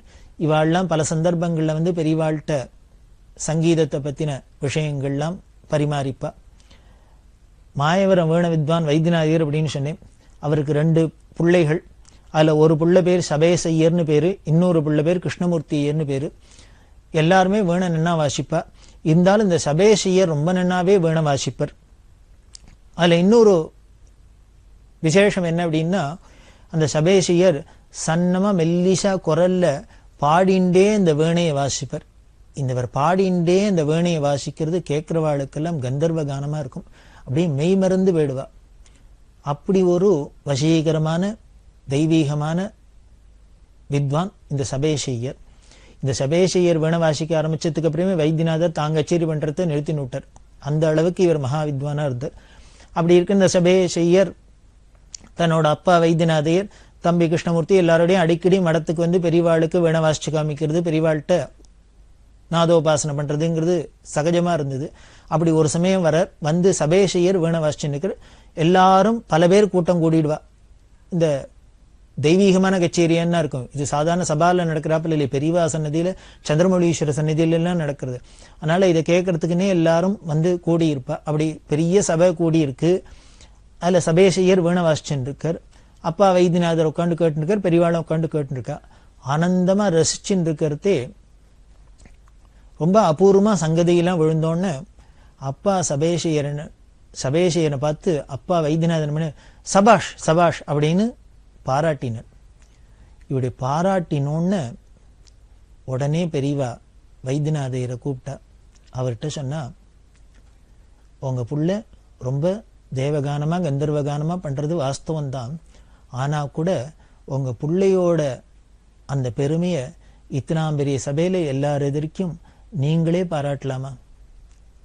அது அழகா இருக்குமா? உங்க குழந்தையோட வித்வத்தை ஊர்வலகம் மத்தவா பாராட்டினாதான் அந்த குழந்தைக்கும் பெருமை. அதனால எக்காரணத்தை கொண்டும் நம்ம குழந்தையோட அந்த வித்வத்தை, அந்த மேதாவிலாசத்தை, அதுவும் சபையில நம்மளே பாராட்டுறதுங்கிறது நன்னா இருக்காது. அதனால அது பண்ண வேண்டாம் அப்படின்னு சொன்ன. இந்த உபதேசம் பண்ணினோன்னு வைத்தியநாதையர் ரொம்ப வருத்தப்பட்டார். எனக்கு வயசு ஆயிடுத்தே வழிய இப்படி ஒரு இந்த சின்ன விஷயம் தெரியல, மன்னிச்சுக்கணும் மன்னிச்சுக்கணும், இன்னுமே பெரியவா சொல்றபடியே நடந்துக்கிறேன் அப்படின்னு சொன்னார். ஏன் பெரியவா அப்படி சொன்னான்னு, அதுதான் தர்மத்தை நிலைநாட்டுறதுக்குன்னா இவ அவதாரம் பண்ணி வந்திருக்கா. சாஸ்திரமே சொல்றது. சாஸ்திரம் என்ன பண்றது, எப்படி புகழலாங்கிறத கொண்டு சொல்றது. யாரை புகழலாம், எப்படி புகழலாம் அப்படிங்கிறதுக்கெல்லாம் கூட நமக்கு சாஸ்திரம் இருக்கு இல்லையா. இந்த ஸ்தோத்திரம் பண்ணணும் அப்படின்னாக்க எப்படி பண்ணணும் 4 சொல்றது. ஒருத்தர் நேருக்கு நேர் ஸ்தோத்திரம் பண்ணணும் அப்படின்னா, அவரை புகழணும்னா 2 பேரை தான் நேருக்கு நேர் புகழலாம், ஸ்தோத்திரம் பண்ணலாம். அந்த 2 பேர் யாருன்னர், தெய்வத்தையும் குருவையும் தான் நேருக்கு நேர் ஸ்தோத்திரம் பண்ணலாம். இப்போ லலிதா சஹஸ்ரநாமம், விஷ்ணு சஹஸ்ரநாமம், இந்த ஸ்துதி அந்த ஸ்துதி எல்லாம் பண்றோம். காமாட்சி, மீனாட்சி, விசாலாட்சி, மகாவிஷ்ணு, அம்பாள், முருகன், பிள்ளையார் அப்படின்லாம் ஸ்தோத்திரம் பண்ணணும். தெய்வ சந்நிதியில் போய் தெய்வத்தை நேருக்கு நேர் நாம முகஸ்துதி நேரையே பண்ணலாம். அதே மாதிரி குருவையும் ஸ்தோத்திரம் பண்ணலாம். குருவை நாம ஸ்தோத்திரம் பண்ணலாம். தெய்வம்ங்கிறது எங்கேயோ இருக்கு, நமக்கு நேர பிரத்யட்சமா தெரியறாப்புல இல்லை. இந்த பிரத்யட்சமா தெரியறவர் குரு. இந்த பிரத்யட்சமா தெரியறவர்ல குருவைத்தான் நேருக்கு நேர் ஸ்தோத்திரம் பண்ணலாம். அதே மாதிரி உறவுக்காரால புகழணும் அப்படின்னா எப்படி புகழணும், அவளை நேருக்கு நேர் புகழப்படாதான். புகழணும் அந்த நாம் அவளை சந்தோஷமா பேசுறோம், அவளை பத்தி நல்ல அபிப்பிராயம் வச்சுருக்கோம்னு அந்த உறவுகாரா காதுக்கு போறாப்புல இன்னொருத்தட்ட சொல்லலாம். அதாவது நேருக்கு நேர் புகழப்படாது, யார் மூலியமாவானும் அவ காதுக்கு போறாப்புல புகழலாம். அதே மாதிரி வேலைக்காரால எப்போ அப்ரிஷியேட் பண்ணலாம் அப்படின்னாக்க, அவள்கிட்ட வேலையெல்லாம் வாங்கிண்டதுக்கு அப்புறம் புகழணும். அந்த புகழ் தான் அளவா புகழணும் சாஸ்திரம் சொல்றது. அதுக்காக ஒன்ன போல கிடையாது, இனிமே நீ செஞ்சாப்புல வேலை யாரும் செய்ய மாட்டா, நீ இல்லைன்னா நான் இருக்கவே மாட்டேன், என்னால ஒண்ணுமே பண்ணிக்க முடியாது அப்படின்லாம் சொன்னாக்க உடனே அவளுக்கு ஒரு மாதிரி கர்வம் வந்துடும். ஓ இனிமே நம்மளை நம்பிதான் இவர் இருக்காராக்கம் எஜமான் அப்படின்லாம் வந்துடும். அதனால சாஸ்திரம் என்ன சொல்றதுன்னு, வேலைக்காரால புகழாதே இருந்தாலும் அவளுக்கு ஒரு மாதிரி ஃப்ரஸ்ட்ரேஷன் வந்துடும். இவன் என்ன சொன்னாலும் நம்மள அப்ரிஷியேட்டே பண்ண மாட்டார் அப்படின்னு அதுவும் நெகட்டிவா இம்பாக்ட் இருக்கும். ஸோ அப்படியும் விட்டுறப்படாது. அதுக்காக ஒரேடியா அவாக்க ஆஹா ஊஹுன்னு புகழ்ந்துடப்படாது. அதனால புகழ் அளவா புகழ், அதுவும் எப்போன்னு வேலையெல்லாம் முடிஞ்சப்புறம் அப்படின்னு சாஸ்திரம் சொல்றது. இப்படி 3 பேருக்கு சொன்னது. கடைசியா 4வதா என்ன பண்ணது, தாம் பெத்த குழந்தைகளை மட்டும் எக்காரணத்தை கொண்டும் புகழப்படாது அப்படின்னு சாஸ்திரம். ஏன் குழந்தைகளை என்ன புகழப்படாதா அப்படின்னா, இந்த காலத்துல வேணா ஆர்கியூ பண்ணலாம். இது சாஸ்திரம் ஏன் இப்படி சொல்லித்துன்னர், உன் குழந்தைய நாமளே புகழ்ந்துன்னு கொண்டாடினோம்னா என்ன போயிடும்னர், அந்த குழந்தை உருப்படாத போயிடும். நம்ம குழந்தையில அடுத்தவா புகழறாப்புல நாம வைக்கணும், அதுக்கு தயார் பண்ணணும், அந்த குழந்தையிலும் அப்படி இருக்கணும். அப்படிங்கிறதுனால அவளுக்கு ஒரு வினயம் வரணும், அடக்க வரணும் அப்படிங்கிறதுக்காக தான் இப்படி எல்லாம் சாஸ்திரம் சொல்றது. ஏதோ ஒரு காரண காரியங்களோடு தான் சொல்றது, இல்ல குதர்க்கத்துக்கு வேலை இல்லை. அப்படி சாஸ்திரமே தன்னோட குழந்தைகளை நேருக்கு நேர் புகழாதுன்னு சொல்றதுனால அதைத்தான் நீங்க பிரமாணமா வச்சுன்னு பெரியவா சொன்னா, உங்க புள்ள வாசிப்ப நீங்களே இப்படி சபையில எல்லாருக்கும் சொல்லலாமா, புகழலாமா அப்படின்னு சொல்ல அவரும் அதை நியாயமா ஏத்துண்டு. பெரியவாள்கிட்ட தான் பல பேர் பல சந்தர்ப்பங்களை திருப்பி திருப்பி வரா, பல விஷயங்கள் தெரியுது. அப்படின்னா இதனால உலகத்துக்கு பல விஷயங்கள் தெரியும், பல மெசேஜ் எல்லாம் கிடைக்கும். திருப்பழனம் பஞ்சாபகேஷ பகதர் அப்படின்னு ஹரிகதையில ரொம்ப பிரசித்தமான அந்த காலகட்டத்தில் ஒரு சங்கர ஜெயந்தியும் போது அவரை கூப்பிட்டு பகவத் பாதாள் சரித்திரத்தை சங்கர விஜயத்தை ஹரிகதையில பண்ணி கேட்கணும்னு எனக்கு ஆசையா இருக்கு அப்படின்னு பெரியவா சொல்லி திருப்பழனம் பஞ்சாபகேஷ பகதர்ட்டு சொன்னா. அவர் சொன்ன, எனக்கு சங்கர விஜயம் சொல்லி பழக்கம் இல்லை, அதுவும் ஹரிகதையா அப்படின்னு சொல்ல பெரியவா இல்லை, தயார் பண்ணி நீ தான் சொல்லணும் அப்படின்னு சொல்ல அவரும் ரொம்ப சிரமப்பட்டு விஷயங்கள்லாம் சேகரித்து 5 நாள் பிரமாதமா வந்து கும்பகோணம் மடத்துல ஹரிகதையா சங்கர விஜயம் சொன்னார். அவருக்கு தோடாகடா முதலான சன்மானங்கள்லாம் பண்ணி பெரியவா ரொம்ப சந்தோஷப்பட்டா. எல்லாம் ஒவ்வொரு கலையும் வளர்க்க, ஒவ்வொருத்தரையும் உற்சாகப்படுத்த, ஒவ்வொரு விஷயத்துல உள்ள நல்லதெல்லாம் வெளிக்கொண்டதுக்கு பெரியவா எப்படி இல்லாம் அந்த வயசுலேருந்தே அந்த காலகட்டங்கள்லேருந்தே தன்னோட அவதார திருப்பணி ஆரம்பிச்சிட்டா அப்படிங்கிறது உலகத்துக்கு தெரியணுங்கிறதுக்காக இதெல்லாம் சொல்றேன். அதே மாதிரி மாடர்ன் சயின்ஸ் எல்லாமும் விஞ்ஞான அறிவிலும் பெரியவாளுக்கு மிஞ்சின இன்னொரு விஞ்ஞானே சொல்ல முடியாது. முதல்லயே சொன்னோம், பெரியவா ஸ்கூல்ல படிக்கிறதையே, திண்டிவனம் ஸ்கூல்ல படிக்கிறதே அவரோட வாத்தியாரான சாமுவேல் அப்படிங்கிறவர் சுவாமிநாதனை பார்த்துட்டு சொன்னார் அப்படின்னு முன்னாலேயே பார்த்தோம். இவன் பெரிய பிற்காலத்துல சயின்டிஸ்டா வருவான் அப்படின்னு எனக்கு தோன்றது, அதெல்லாம் கேள்விப்பட்டோம் இல்லையா, அதெல்லாம் உண்மை அப்படிங்கிறத பிற்காலத்துல அது நிரூபணமாச்சு நமக்கு தெரிஞ்சுது. பெரியவா கும்போணத்துல இருக்கிறதே, கும்போணம் ஆர்ட்ஸ் காலேஜில் பிசிக்ஸ் ப்ரொஃபஸராக இருந்தவர் ராஜகோபாலையர் அப்படின்னு பெரிய மகாமேதர். அவர் பெரியவாளோட இந்த மேதாவிலாசத்தெல்லாம் கேள்விப்பட்டார். அவருக்கு பெரியவாளை வந்து நேர பார்க்கணும்னு ஆசை.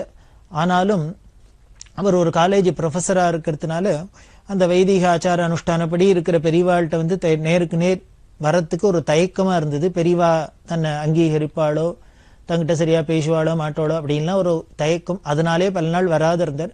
அப்புறம் ஒரு நாளைக்கு எப்படியோ மனசை தேத்தின்னு வந்தே ஆகணும் அப்படிங்கிறாப்புல வந்தார்.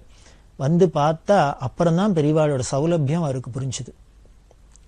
அதுக்கப்புறம் பல நாள் வந்து வந்து வந்து பெரியவாள்கிட்ட பேச ஆரம்பிச்சார்.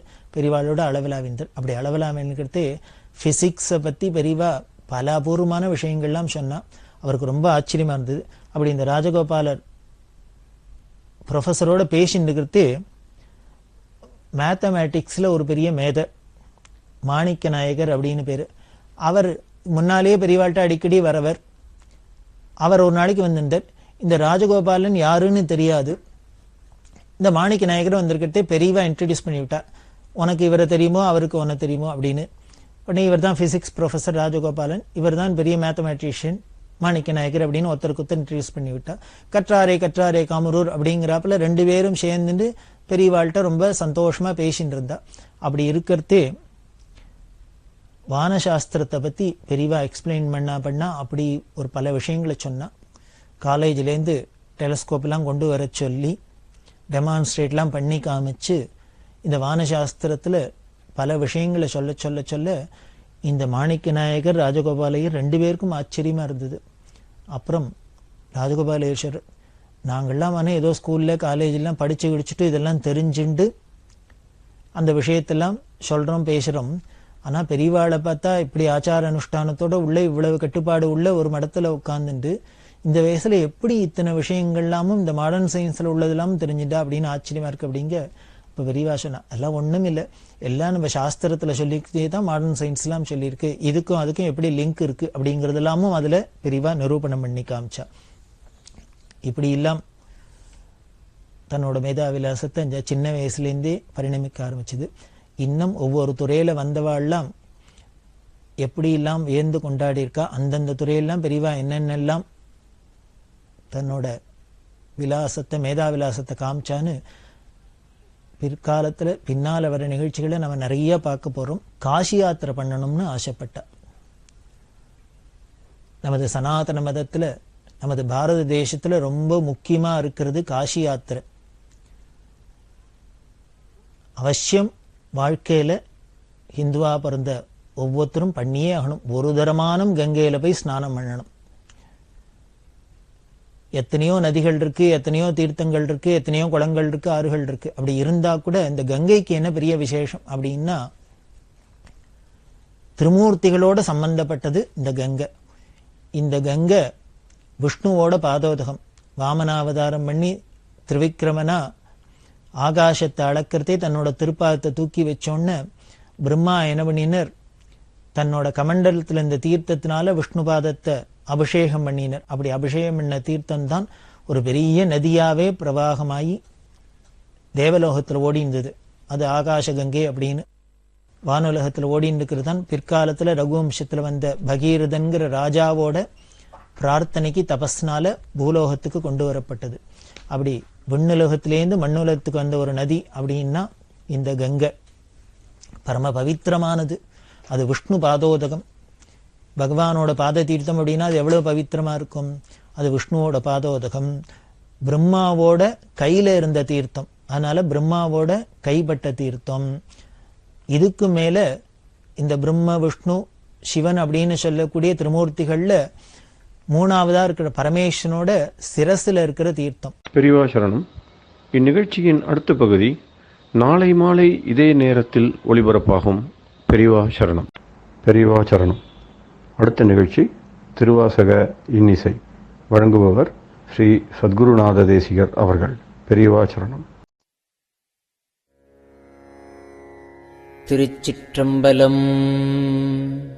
திருப்பாண்டிப்பதிகம். பருவரை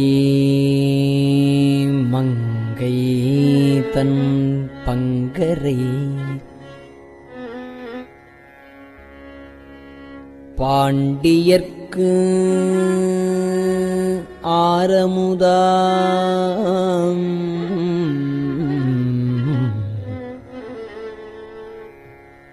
பருவரை மங்கைதன் பங்கரை பாண்டியர்க்கு ஆரமுதாம் ஒருவரை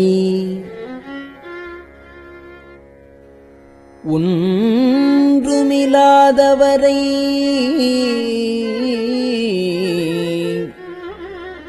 கழற்போது இறைஞ்சி தெரிவர நின்று உருக்கி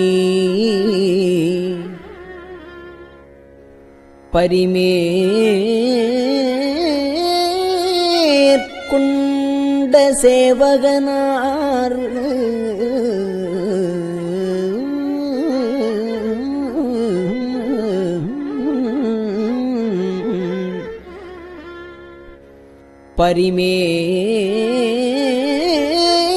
பரிமேற்கொண்ட சேவகனார் ஒருவரை அன்றி உரு அறியாது என்றன் உள்ளமதே என்றன் உள்ளம் அதே பரிமேற்கொண்ட சேவகனார் ஒருவரை அன்றி உரு அறியாது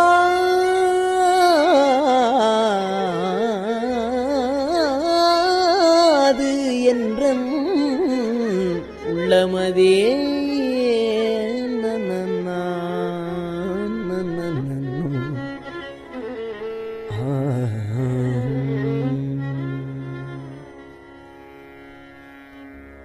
சதுரை மறிந்தறிமால் கொள்வர்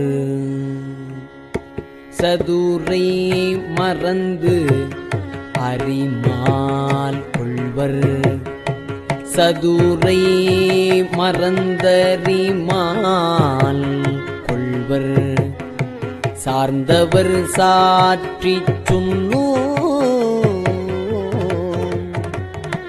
கதிரை மறைத்தன்ன சோதி கழுக்கடை கைப்பிடித்து குதிரையின் மேல் வந்து கூடிடு மேற்குடி கேடு கண்டி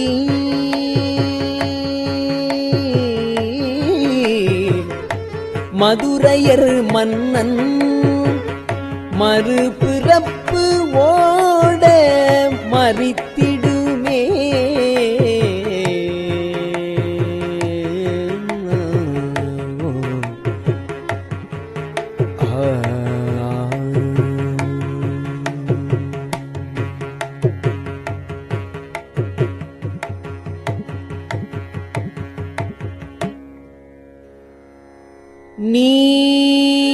நீரின்ப வெள்ளத்துள் நீந்தி குளிக்கின்ற நெஞ்சம் கொண்டீர் பாரின்ப வெள்ளங்கொள பரிமேற்கொண்ட பாண்டியனார்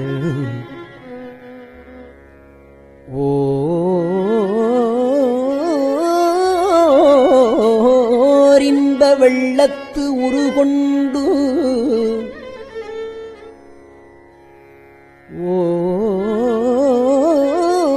ஓரின்ப வெள்ளத்து உருக்கொண்டு தொண்டரை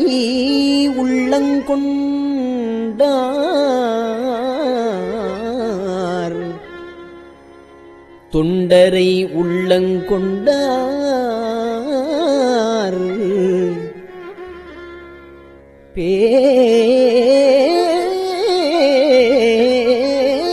பேரின்ப வெள்ளத்துள் பெய்கழலே சென்று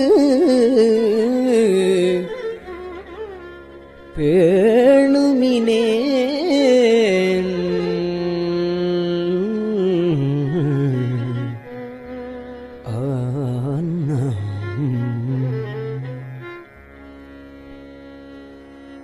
செறியும் பிறவிக்கு நல்லவர் செல்லன் மின் தென்னன் நன்னாட்டு இறைவன் கிளறுகின்ற காலம் இக்காலம்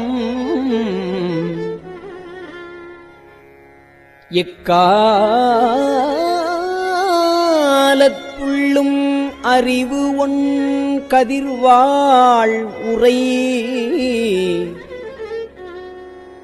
கழித்து ஆனந்தமாக்கடவி எரியும் பிறப்பை எதிர்ந்தார் புரள இருநிலத்தே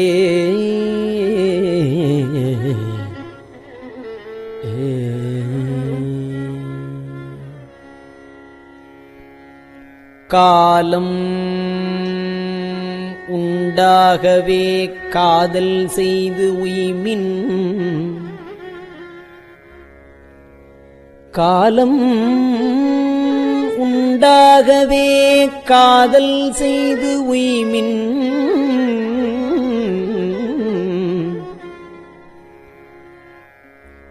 கருதறிய ஞாலம் உண்டானொடு நான்முகன் வானவர் நன்னறிய ஆலம் உண்டான்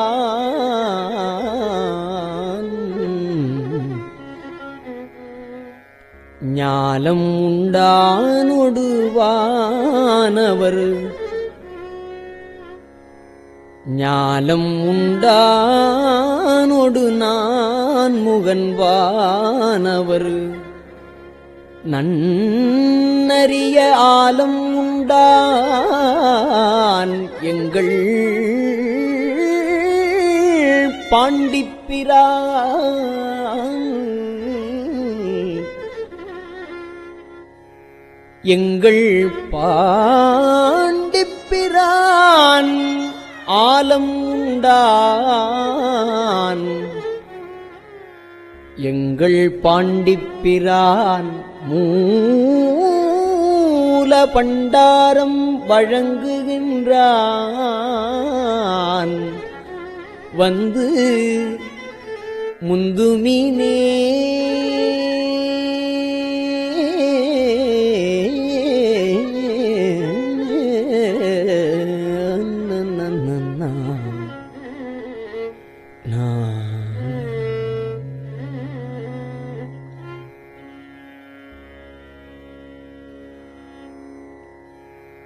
இண்டிய மாயா இருள்கட இண்டிய மாயா இருள்கட எப்பொருளும் விளங்க இண்டிய மாயா இருள்கட எப்பொருளும் விளங்க துண்டிய சோதியை மீனவனும் சொல்ல வல்லன் அல்லன் வேண்டிய போதே விலக்கிலை வாய்தல் விரும்புமின் தாள் பாண்டியனார் அருள் செய்கின்ற முத்தி பரிசிதுவே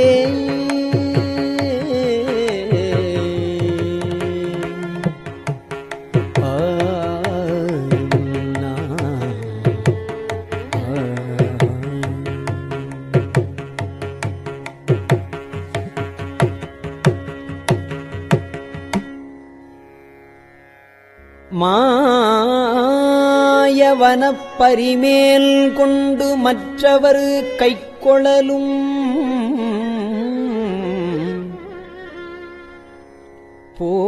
போயரும் இப்பிறப்பு என்னும் பகைகள் புகுந்தவருக்கு ஆய அரும் பெரும் சீருடைத் தன்னருளே அருளும்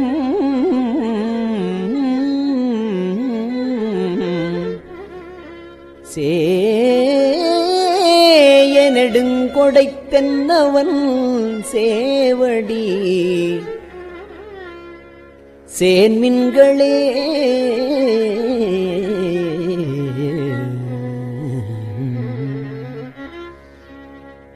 அழிவின்றி நின்றதோர் ஆனந்த வெள்ளத்து இடையழுத்தி கழிவில் கருணையை காட்டி கடிய வினை அகற்றி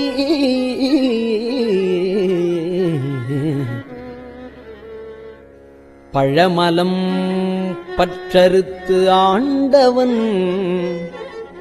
பாண்டிப் பெரும் பதமே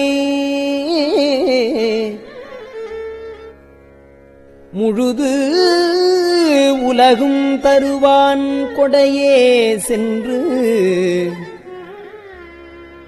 முந்துமினே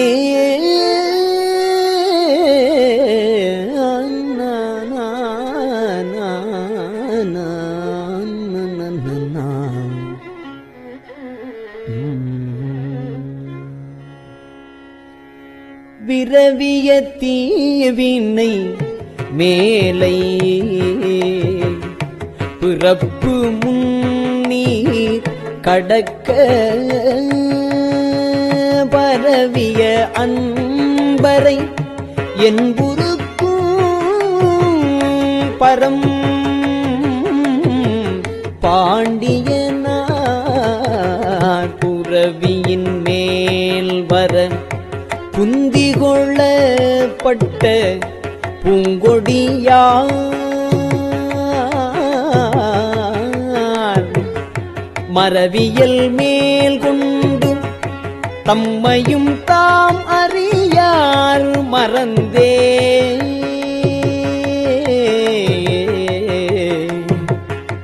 கூற்றை வென்று ஆங்கு ஐவரு கோக்களையும் வென்று இருந்து அழகால் கூற்றை வென்று ஆங்கு ஐவரு கோக்களையும் வென்று இருந்த அழகால் விற்றிருந்தான் பெருந்தேவியும் தானும் ஓர் மீனவன்பால் ஏற்று வந்து ஆருயிர் உண்ட திரள் ஒற்றை சேவகனே தேற்றமில்லாதவர் சேவடி சிக்கன சேன்மின்களே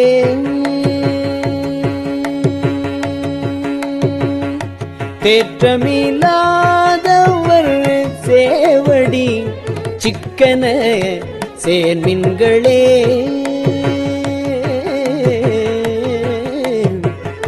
சேவடி சிக்கன சேன்மின்களே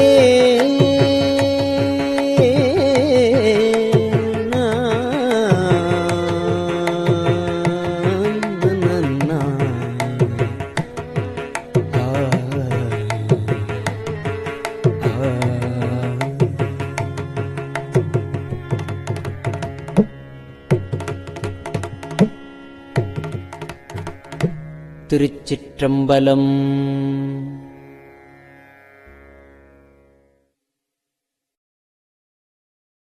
பெரியவா சரணம். இந்நிகழ்ச்சியின் அடுத்த பகுதி நாளை மாலை இதே நேரத்தில் ஒளிபரப்பாகும். பெரியவா சரணம். பெரியவா சரணம்.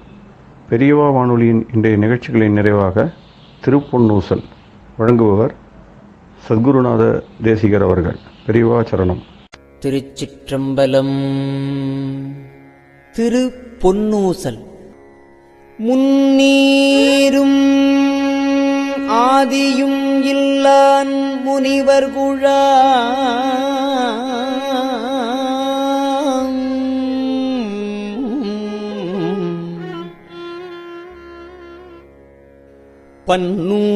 பன்னூறு கோடி இமையோர்கள் தாம் நிற்ப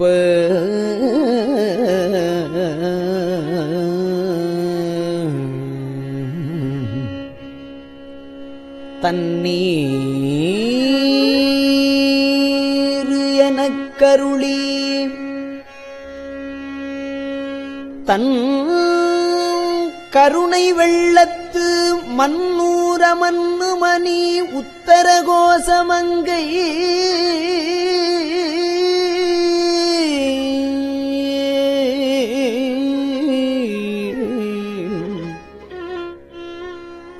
மன்னூர மன்னுமணி உத்தர கோசமங்கை மின்னேறு மாடவியன் மாளிகை பாடி மாளிகை பாடி பொன்னேறு பூன்முலையீர் பொன்னூசலாடாமோ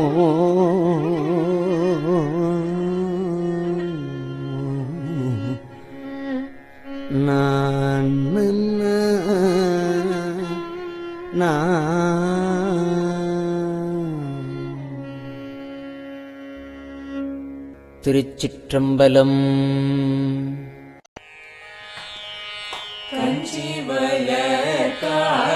காமாட்சி தன் குழந்தாய் சங்கரரே கஞ்சிவல காமாட்சி தன் குழந்தாய் சங்கரரே சந்திரசேகரரே உறங்கிடுவீர்களேலோ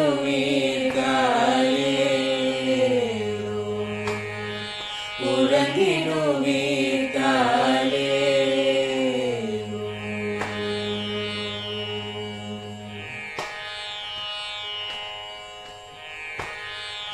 ஆதிகுரு சங்கரராய்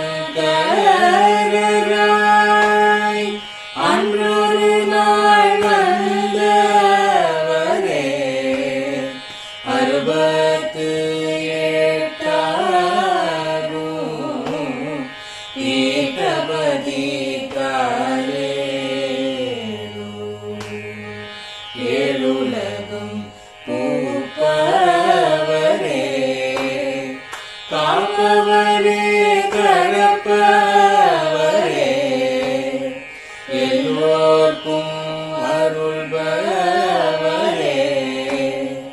உறங்கிடுவீர்களேலோ.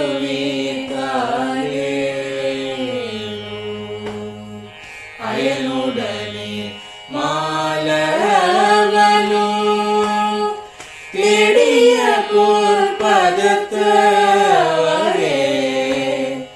அருமறைகள் சாற்றும் முயல் மலர்பதமே காலேலோ. முக்தி நிலை எய்திடவே சக்தி தரும் சத்குருவே முக்தி நிலை எய்திடவே சக்தி தரும் சத்குருவே நித்தமெங்கள் நாவீசையில் நித்திரை கொள்தாலேலோ. நித்தமெங்கள் நாவீசையில் நித்திரை கொள்தாலேலோ. நித்தமெங்கள் நாவீசையில் நித்திரை கொள்தாலேலோ.